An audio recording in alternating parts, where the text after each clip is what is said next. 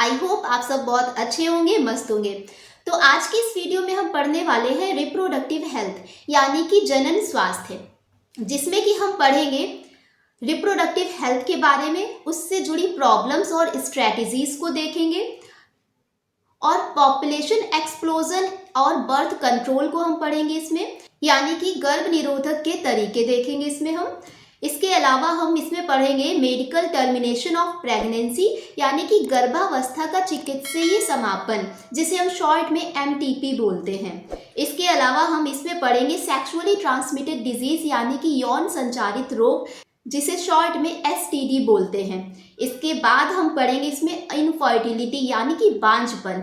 तो इन सभी टॉपिक को इस चैप्टर में हम कवर करने वाले हैं। तो देखिए, सबसे पहले बात आती है कि ये जो रिप्रोडक्टिव हेल्थ है इसकी ज़रूरत आखिर क्यों पड़ी। तो देखिए, WHO के मुताबिक एक स्वस्थ समाज तभी होगा जब वो एक जननात्मक रूप से यानी सेक्सुअली रूप से वो स्वस्थ हो, इसके अलावा वो मानसिक रूप से स्वस्थ हो, शारीरिक रूप से स्वस्थ हो और व्यवहारात्मक रूप से स्वस्थ हो। तो ऐसे समाज को जननात्मक रूप से स्वस्थ समाज कहा जा सकता है। तो इसे समझने से पहले अगर आप चैनल पर पहली बार वीडियो देख रहे हैं तो चैनल को सब्सक्राइब जरूर कर लें। तो आइए स्टार्ट करते हैं। Reproductive health and problems and strategies. तो India was amongst the first countries in the world to initiate action plan and programmes at a national level to attain total reproductive health as a social goal. यानी कि जो हमारा भारत है, तो हमारे भारत में सबसे पहले रिप्रोडक्टिव हेल्थ के प्लान स्टार्ट हुए।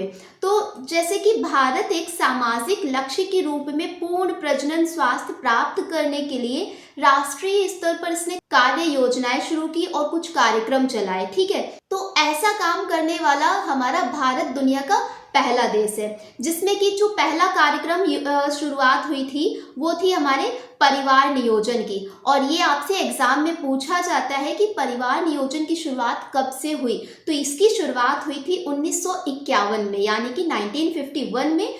और इस टाइम जो इसका नया नाम है, तो इसे भी आपको ध्यान रखना है, इसका नया नाम है reproductive and child health care programme, यानी कि शॉर्ट में इसे हम RCH बोलते हैं। ठीक है, प्रजनन एवं बाल स्वास्थ्य परिचर्या कार्यक्रम। ठीक, तो इसे आपको ध्यान रखना है।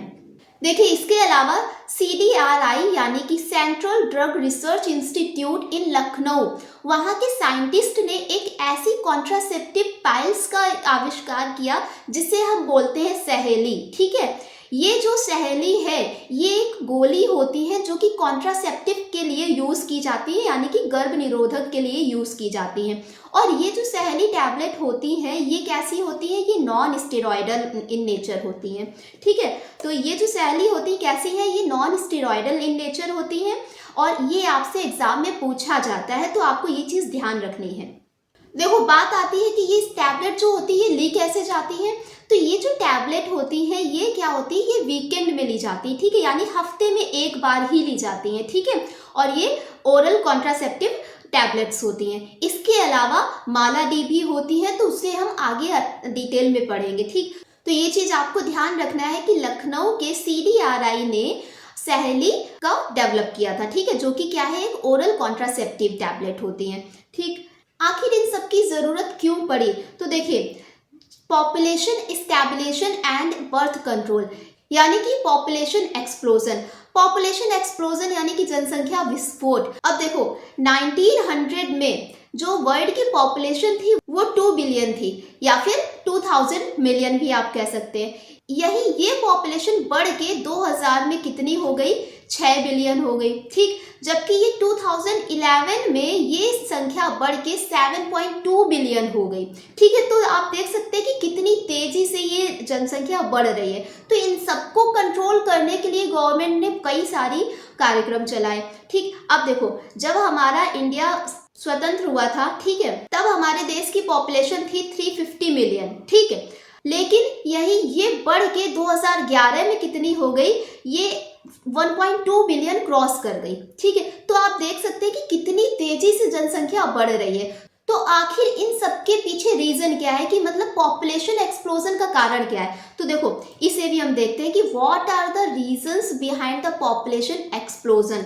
मतलब कि पॉपुलेशन एक्सप्लोजन, जनसंख्या विस्फोट के पीछे कारण क्या है।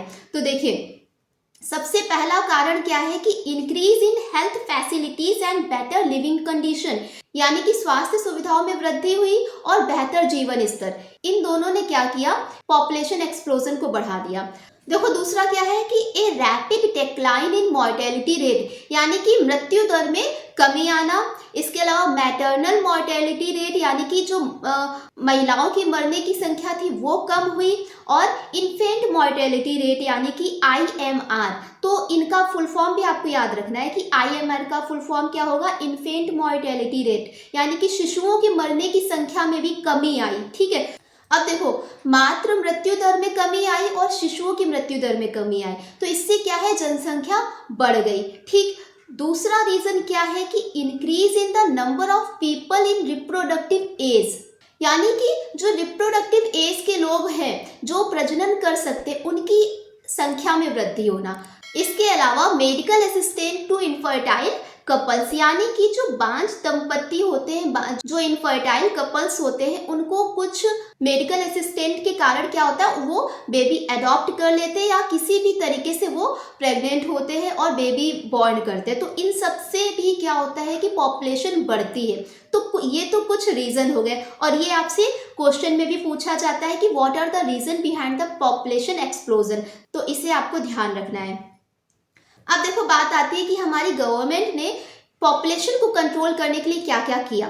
तो सबसे पहले तो देखो, motivate to form smaller families by using contraceptives, giving incentives etcetera, यानी कि गवर्नमेंट ने क्या बोला कि गर्भ निरोधकों का उपयोग और प्रोत्साहन आदि देकर छोटे परिवार बनाने के लिए उन्हें प्रेरित किया। ठीक, नेक्स्ट क्या है कि एक पॉलिसी लेके आए जिसे बोलते हैं हम दो हमारे दो। ठीक है, गवर्नमेंट ने एक पॉलिसी चलाई जिसमें कि हम दो हमारे दो, ऐसी नीति के साथ लोगों में जागरूकता बढ़ाई जिससे कि लोग ज्यादा बच्चे पैदा ना करें। ठीक, नेक्स्ट क्या है कि encourage couples to adopt one child norm, यानी कि कपल्स को एक बच्चे के आदर्श को अपनाने के लिए प्रोत्साहित किया। ठीक, इसके अलावा क्या अपनाया इन्होंने, statutory raising of marriageable age of the female to 18 years and males to 21 years, यानी कि महिलाओं की विवाह योग्य जो एज थी वो उन्होंने बढ़ाकर 18 वर्ष कर दी, और जो पुरुषों की आयु थी मैरिज की वो 21 ईयर्स कर दी। तो ये कुछ जनसंख्या को नियंत्रित करने के लिए हमारी गवर्नमेंट ने कुछ उपाय अपनाए। ठीक है, तो इसके अलावा अब हम इसमें कुछ कॉन्ट्रासेप्टिव मेथड्स को पढ़ेंगे, यानी कि गर्भ निरोधक के तरीके, जिसमें हम क्या क्या पढ़ेंगे। सबसे पहले तो हम पढ़ेंगे बैरियर मेथड। बैरियर मेथड में आ जाता है आपका कॉन्डोम। ठीक, नेक्स्ट पढ़ेंगे इसमें हम इंट्रा यूटेराइन डिवाइस, जिसे शॉर्ट में हम बोलते हैं IUD। ठीक, अब इसमें हम पढ़ेंगे कॉपर IUD, जैसे कि कॉपर T और कॉपर 7। ठीक, और इसी के साथ इसमें है हार्मोनल IUD, और थर्ड पढ़ेंगे इसमें सर्जिकल मेथड यानी कि नसबंदी। ठीक, तो नसबंदी में हम पढ़ेंगे वैसेक्टोमी जो कि पुरुषों में की जाती है, और ट्यूबेक्टोमी जो कि महिलाओं में की जाती है। तो इनको भी हम अच्छे से समझेंगे, तो इसे हम नेक्स्ट वीडियो में समझेंगे कि कॉन्ट्रासेप्टिव मेथड्स क्या होते हैं, वो कैसे यूज किए जाते हैं और कैसे अप्लाई किए जाते हैं। तो इन सबको हम नेक्स्ट वीडियो में पढ़ेंगे। तो अगर अभी तक आपने चैनल को सब्सक्राइब नहीं किया है तो चैनल को सब्सक्राइब कर लें, और वीडियो अच्छी लगी हो तो वीडियो को लाइक ज़रूर कर दें। इसके अलावा अगर आपका कोई क्वेश्चन है, कोई क्वेरी है, तो उसे कमेंट बॉक्स में ज़रूर मेंशन करें। तो पढ़ते रहिए, मस्त रहिए। Thanks for watching.